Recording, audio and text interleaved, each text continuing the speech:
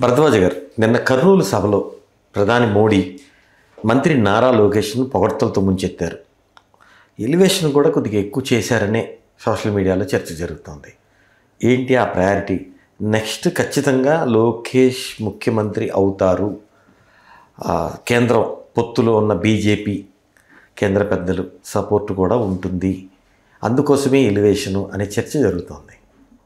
తెలుగుదేశం పార్టీలో నెమ్మదిగా చంద్రబాబు నాయుడు గారిని పడక కుర్చీకి పరిమితం చేసి లోకేష్ను ముఖ్యమంత్రిని చేయాలి అనేది పార్టీ క్యాడర్ నుంచి వస్తున్న డిమాండ్గా కనిపిస్తోంది. కానీ ఈ పార్టీ క్యాడర్ మాట్లాడటము, నాయకులు అడపదడప మైకుల్లో ఈ ఇమేజ్ ఇంప్రెషన్ కలిగించటము, ఇదంతా కూడా చంద్రబాబు నాయుడు గారి గేమ్లో భాగమే. వారిచ్చిన స్క్రిప్టే చదివాడు ఆయన. కొంచెం మధ్య మధ్యలో అడపాదడప మా అబ్బాయి ముఖ్యమంత్రి కావాలని, ఆయన బాధ్యతలు తీసుకోవాలని అంటూ ఉండండి, జనాలు అలవాటు పడతారు అనేది ఆయన ఉద్దేశం. ఇప్పుడు ఎలాగో ఈ టర్మ్లో చేయలేరు, ఆయన్ని చేయటానికి ఇబ్బంది ఉంది. అంటే మైత్రి బంధంలో ఉండగా చేయకూడదని ఒక స్టాండ్ తీసుకున్నాడు ఆయన చంద్రబాబు. కాబట్టి ఇప్పుడు ఏదైనా జరిగి ఈ మైత్రి బంధం విడిపోతే ఇమ్మీడియట్గా తను పక్కొచ్చి లోకేష్ను ముఖ్యమంత్రిని చేసేస్తాడు ఆయన. జనసేనతోనూ బీజేపీతోనూ మైత్రి కొనసాగుతుంది, కొనసాగినంతకాలం కొనసాగించాలి. అయితే ఈ కొనసాగించాలి అనే పేరుతో ఇప్పుడు ఇమ్మీడియట్గా ఆయన ముఖ్యమంత్రిని చేయటం ఇబ్బంది కలిగిస్తుందేమో అనే అభిప్రాయం ఉంది ఆయనకి. అందుకని వచ్చే ఎన్నికల వరకు ఆగుదామని చూస్తున్నాడు.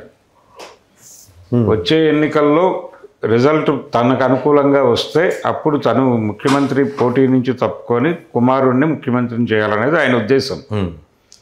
అందుకని నెమ్మదిగా అడపాదడపా ప్రజల ముందుకి ఈ అంశం వెళుతూ ఉండాలి. లోకేష్ నాయకత్వము, లోకేష్ ముఖ్యమంత్రి, ఇలాంటి పదాలు వెళుతూ ఉండాలి.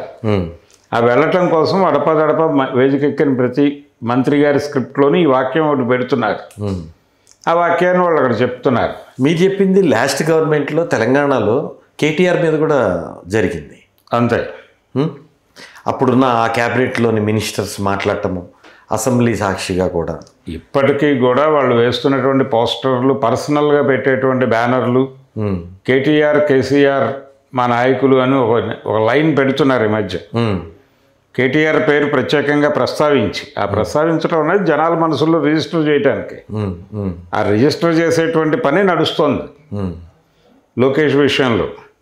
ఆ మీడియా కూడా రాస్తూ ఉంటుంది, చంద్రబాబు గారు కొంచెం ఆయన యాక్టివ్గా ఉండగానే ఇతన్ని ముఖ్యమంత్రిని చేసి అతన్ని గైడ్ చేయాలి ఈయన అని తమ ఉద్దేశంగాను ప్రజల ఉద్దేశంగాను చెప్తారు. కానీ అది విస్తృతంగా ఆంధ్రప్రదేశ్ ప్రజలందరి అభిప్రాయంగా అనుకోవడానికి ఆస్కారం లేదు.